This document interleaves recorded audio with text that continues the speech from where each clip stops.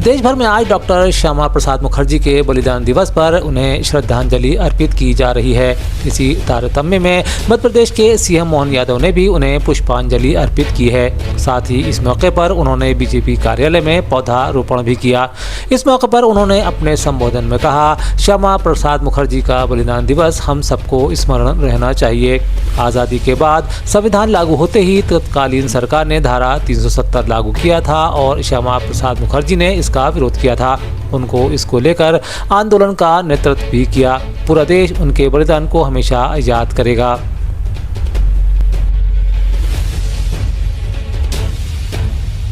इस मौके पर मौजूद पार्टी के प्रदेश अध्यक्ष वी.डी. शर्मा ने भी अपने संबोधन में बलिदान के अवसरों को याद करते हुए उन्हें महान नेता बताया। साथ ही उन्हें पुष्पांजलि अर्पित की। डॉक्टर श्यामा प्रसाद मुखर्जी अमर रहे, अमर रहे, अमर रहे। डॉक्टर श्यामा प्रसाद मुखर्जी अमर रहे, अमर रहे, अमर रहे। आज जिनका पुण्य स्मरण दिवस है, एक ऐसे महानायक जिन्होंने आज़ादी के पहले और आज़ादी के तुरंत बाद भविष्य की बड़ी चुनौतियां जो देश के सामने आने वाली थी, इसके सामने अपनी बड़ी भूमिका अदा की। हम स्मरण रखें, बंगाल के उस विभाजन के दौर में भी बंगाल बंगभंग योजना अंग्रेजों ने लागू की थी, उसमें भी उस विभीषिका का जनता के सामने चित्र प्रस्तुत कर अपनी भूमिका अदा की। और आज़ादी के तुरंत बाद भले ही लोकसभा जीते, लेकिन लोकसभा के साथ नई सरकार के सामने सबसे बड़ी चुनौती जम्मू कश्मीर की बनेगी और इस जम्मू कश्मीर की चुनौती को उस समय भांप लेना। भारतीय जनता पार्टी मध्य प्रदेश उनके श्री चरणों में श्रद्धा के सुमन अर्पित करते हुए हम सभी कार्यकर्ता डॉक्टर श्यामा प्रसाद मुखर्जी, जिन्होंने अपना बलिदान इस देश के धारा 370 को समाप्त करने के लिए लिया और उसके लिए जनसंघ बना और बाद में 1980 में अटल जी के नेतृत्व में भारतीय जनता पार्टी बनी। आज वो भारतीय जनता पार्टी देश के अंदर एक सर्वव्यापी दल, दुनिया का सबसे बड़ा राजनीतिक दल बना है। इसलिए हम सब कार्यकर्ता आज उनके पुण्यतिथि के इस पावन अवसर पर एक बार पुनः डॉक्टर श्यामा प्रसाद मुखर्जी के श्री चरणों में श्रद्धा के सुमन अर्पित करता हूँ। मध्य प्रदेश में एक बार फिर मेट्रो परियोजना को लेकर विपक्ष के वार से सरकार घिरती नजर आ रही है। हालांकि इस तकरार पर मध्य प्रदेश के मुख्यमंत्री डॉक्टर मोहन यादव ने सफाई भी दी है। मुख्यमंत्री ने कहा, इंदौर भोपाल के मेट्रो संचालन को लेकर रेल मंत्री से बात हुई थी, जिसमें उन्होंने वंदे मेट्रो एक नई सुविधा की बात भी की। रोपवे का संचालन और चलन भी बढ़ा है। आने वाले समय में हमारे बड़े शहरों में यातायात की समस्या के समाधान के लिए हर शहर का ट्रैफिक प्लान बनाकर वहां जैसी जरूरत होगी, सरकार उस दिशा में आगे बढ़ेगी।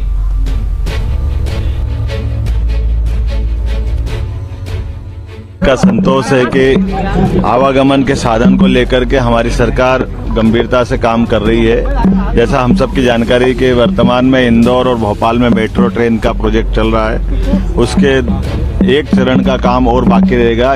इसी साल ये दोनों मेट्रो के चरणों की शुरुआत होने जा रही है। साथ ही साथ हमने निर्णय कल किया है कि वंदे भारत मेट्रो, यशस्वी प्रधानमंत्री ने एक नया मेट्रो का और नया वर्जन निकाला है। उस आधार पर हमारी बनी बनाई रेल पटरियां, उसमें वंदे मेट्रो, उसकी स्पीड भी डबल हो जाएगी। तो इस मेट्रो के बजाय वंदे मेट्रो का भी प्रोजेक्ट ले सकते हैं। साथ ही साथ कुछ ऐसे छोटे इलाके जिस इलाकों में आवागमन ज़्यादा है, लेकिन मेट्रो के प्रोजेक्ट को या किसी प्रकार से अंदर करने में बड़ी कठिनाई आती है, तो रोपवे के माध्यम से, केबल कार के माध्यम से भी यातायात की व्यवस्था में सुव्यवस्था स्थापित कर सकते हैं। तो ऐसे कई विषयों को लेकर हमने ज्वाइंट मीटिंग की है और खासकर जो हमारे 5 शहर हैं अभी पहले चरण में, इंदौर, भोपाल, उज्जैन, ग्वालियर, जबलपुर, इन 5 शहरों में हम इस पे काम कर रहे हैं। और एक फिजिबिलिटी रिपोर्ट इसकी आई थी मेट्रो ट्रेन की, इंदौर से उज्जैन के बीच में। तो समस्त पहले इस प्रोजेक्ट को हाथ में लेने का निर्णय भी किया है। मैं उम्मीद कर रहा हूँ ऐसे सभी चीज़ों का उपयोग करते, अत्याधुनिक तकनीकों का उपयोग करते हुए हमारे प्रदेश को नंबर 1 का प्रदेश बनाएंगे। इस दिशा में लगातार काम कर रहे हैं। मेरी अपनी ओर से बधाई अभी के लिए। मेट्रो को लेकर मचे घमासान पर कई मंत्री और नेता मैदान में उतर आए हैं। मसले पर कैबिनेट मंत्री कैलाश विजयवर्गीय ने भी खुद एक्स पर पोस्ट करके इस बात की जानकारी सार्वजनिक की है। वे लिखते हैं, मध्य प्रदेश में मेट्रो प्रोजेक्ट पिछले 10 साल से चल रहा है। भोपाल में अब जाकर मेट्रो लाइन तैयार हो पाई है, वह भी सिर्फ 10 किलोमीटर तक के रूट पर ही मेट्रो लाइन तैयार हुई है। वहीं इंदौर सहित पूरे बड़े महानगरों में भी मेट्रो प्रोजेक्ट को लॉन्च किया जा रहा है। क्योंकि दिल्ली और एनसीआर के बीच दूरी अधिक होने से मेट्रो वहां के लिए उपयोगी है, लेकिन मध्य प्रदेश जैसे राज्य में एक शहर के अंदर मेट्रो कितना उपयोगी साबित होगी कहना मुश्किल है। इसलिए भोपाल, इंदौर जैसे बड़ी मेट्रो लाइन को इसके आसपास के जिलों तक जोड़ने को लेकर भी सरकार प्लान कर रही है। बताते हैं कि इससे पहले विपक्ष के नेता प्रतिपक्ष उमंग सिंघार ने मेट्रो को लेकर सरकार को कटघरे में खड़ा किया था। सिंघार ने अपने एक बयान में पूछा था कि मुख्यमंत्री जी, इंदौर भोपाल मेट्रो के शुरू होने की तारीख क्या है। सिंघार का आरोप है कि प्रोजेक्ट को लेकर इंदौर और भोपाल की जनता को छला गया है। वे कहते हैं कि दोनों शहरों में मेट्रो को लेकर पिछले 4-5 सालों में सिर्फ बैठकें ही हो रही हैं, बस ये नहीं बताया जा रहा कि इन्हें कब शुरू किया जाएगा। साथ ही सिंघार ये सलाह भी देते हैं और कहते हैं कि मेट्रो संचालन को लेकर प्लानिंग की जानी चाहिए, तभी कुछ होगा, अन्यथा सरकार के नेता तो मीन मेख निकालकर अपनी पीठ थपथपाते रहेंगे, क्योंकि उनके स्वार्थ अपने निजी हैं। साथ ही वे मांग करते हैं कि तारीख भी बताइए कि आखिर यह कब शुरू होगी। मोहन यादव जी ने कल सुनीता सिजू को रजिस्ट्रार नर्सिंग की उनको बर्खास्त किया, एक अच्छा कदम है।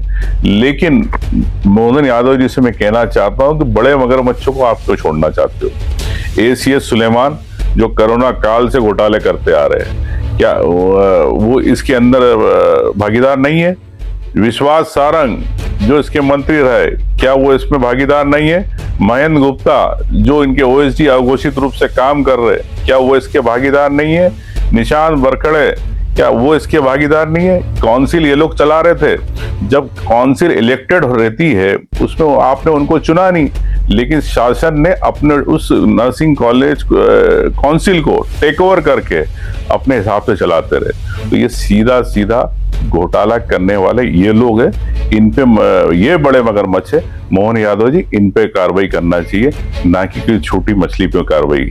प्रदेश की भारतीय जनता पार्टी अब कार्यकर्ताओं से सीधे संवाद के लिए तैयार हो रही है। उसका मानना है कि इससे सरकार और संगठन के बीच बेहतर समन्वय हो सकेगा। सहयोग केंद्र मॉडल के नाम से तैयार इस मॉडल के अंतर्गत भाजपा प्रदेश कार्यालय में तैनात एक मंत्री प्रदेश के पार्टी कार्यकर्ताओं की बातों को सुनेंगे और उनको हल भी करेंगे।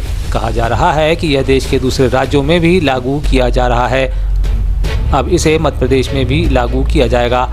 इसमें भाजपा के कैबिनेट मंत्रियों की सप्ताह में 5 दिन ड्यूटी लगाई जाएगी। उनके साथ संगठन का भी एक नेता साथ बैठेगा।